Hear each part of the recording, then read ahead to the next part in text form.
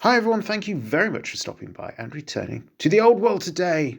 My first encounter with a dragon in Warhammer The Old World. So, what's happened? Well, I was having a game against fellow Tale of Many Gamers project participant and YouTuber Luke on Incursion Tactics.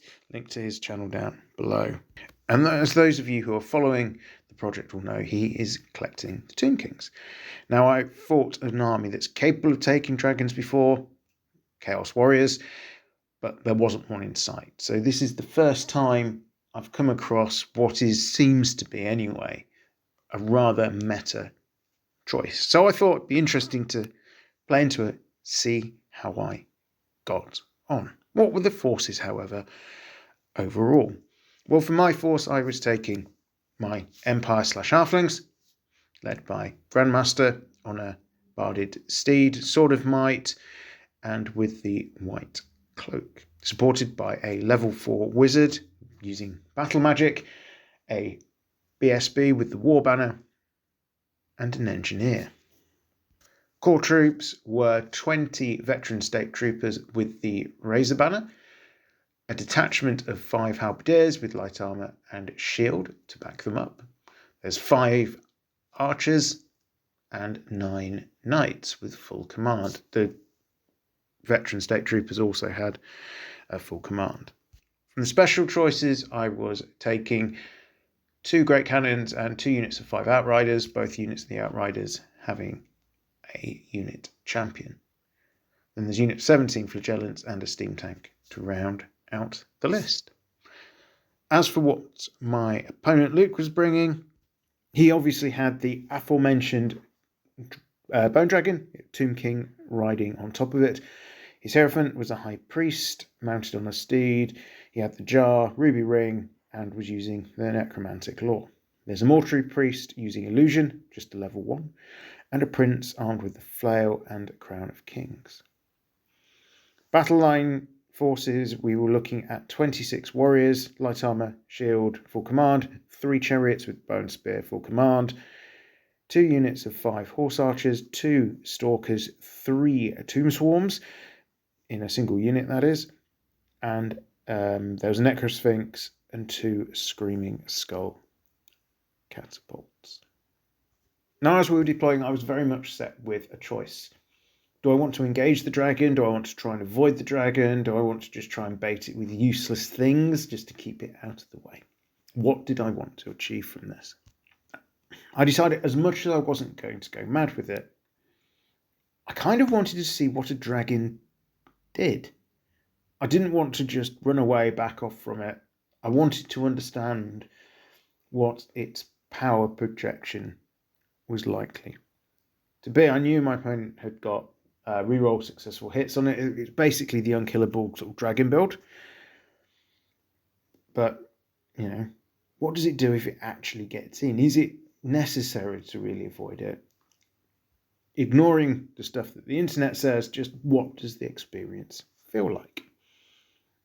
So with that, I lined up against the dragon with my knights in general, but with also giving myself opportunities of flanking fire by the placement of my artillery. I won the roll-off for the first turn and we got into the battle proper. So what actually happened? Well, the first turn was relatively quiet on my half. There was a general advance from my forces. A couple of skeletons fell to my gunfire, but then just stood up again.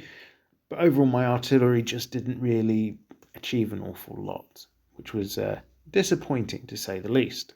In fact, the most notable model to be removed from the board in turn 1 was when one of the skull throwers blew itself up, as opposed to any intervention from my artillery.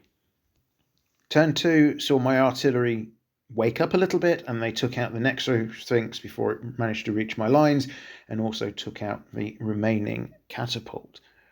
This really forced Luke to now commit to a more aggressive game plan and push towards me, allowing me to slot back into the more counterpunch approach that I wanted to take.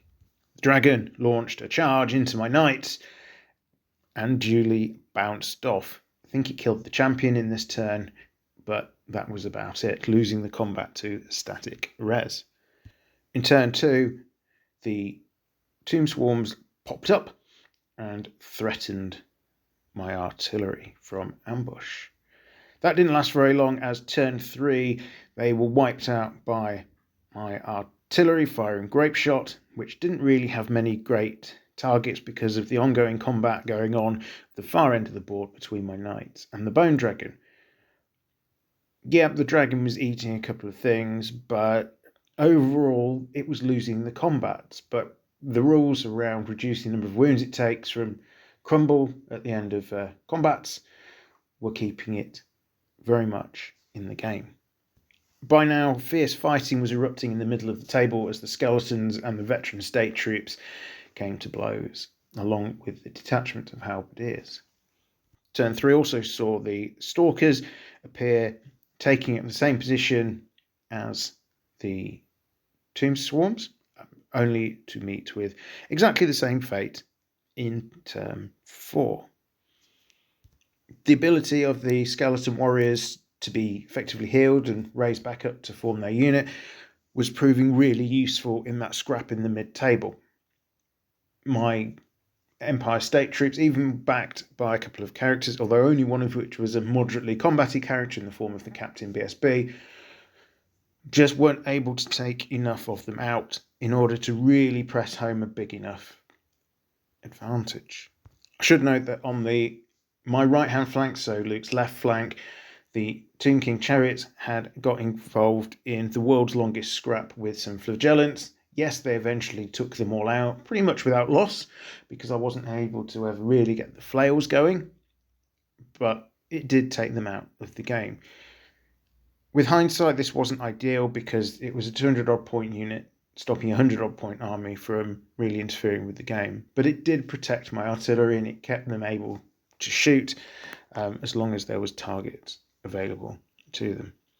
Sadly, the chariots eventually did break through and get hold of my artillery, which was bad news bears for them. Eventually, on my left flank, the dragon was able to get a couple of decent rounds of combat in.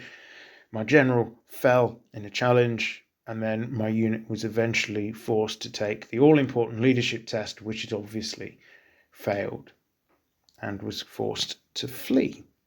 Although not run down, there was still time left in the game for the dragon to launch a charge into my already fleeing knights, who responded by leaving the table. There was little less to do but to count up and show a fairly significant victory for the forces of the Tomb Kings. Now, going into this game was very much going to be a learning experience for me. It's an army I've not played against, and it's a type of enemy unit I've not come across before in the form of that dragon. So it was really interesting to see how it played out. Yes, winning the game would have been nice. A closer game on the scores would have been nice, but actually it felt pretty close consistently on paper. A lot of Tomb King stuff went down. Unfortunately, it either turned out not to be worth lots of points or got back up again, which wasn't great. So what were the key lessons?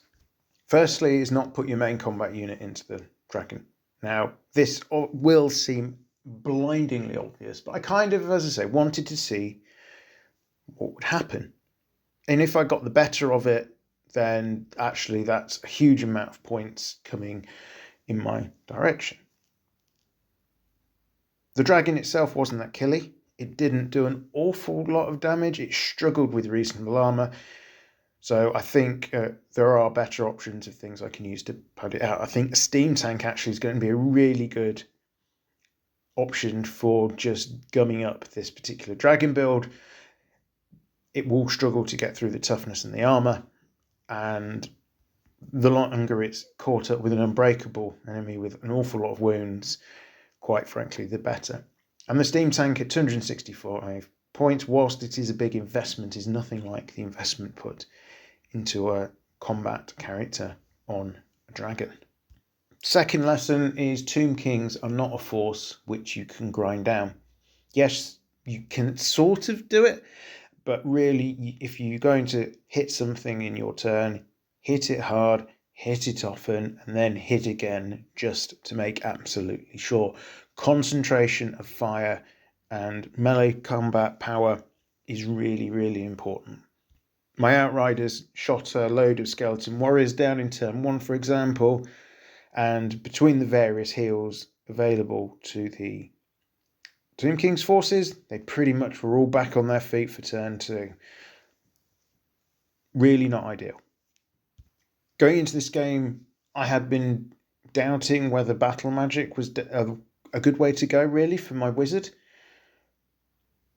Looking now at this game, I think there were enough spells that actually gave me quite a good utility that I was able to get a decent return because of all the flaming stuff. So having access to the diverse range of spells within the battle magic lore and the number of flaming attacks it gave me, that was really useful. So that's putting me back towards thinking battle magic, it's not as bad as I was starting to think it was. Worth plugging away at and seeing how it goes. Although I think I might want to tweak my Wizard Lord build slightly, and I think keeping him away from the combat units and deployed by himself will be a better way than my approach of putting him in a unit, which is probably a hangover really from 8th edition of Warhammer Fantasy rather than anything else. Is there anything else I'd change? I'm not convinced by the Razor Banner. I think you needed to do an awful lot of attacks for it to really pay for itself. At 40 points, just giving you Armor Bane 2. If it was Armor Pen, it would be a lot more effective, I think. But I don't think I really got many casualties caused as a result of that banner. So points that could be reinvested into something that will be a bit more effective. Maybe even another detachment for the veteran state troops. And as much as I've been knocking Empire missile weapons, actually maybe that's something I want to slot into my list. Just a small group of like 5 of them to get some stand and shoot reaction in to support my spears. So there we go. My first experiences of facing down a dragon. Yes, I didn't play optimally. Yes, I was to a certain extent wanting to just see what happened against a brand new opponent, a brand new army. And it's definitely an experience I think I've come away wiser from, and I know what not to do next time.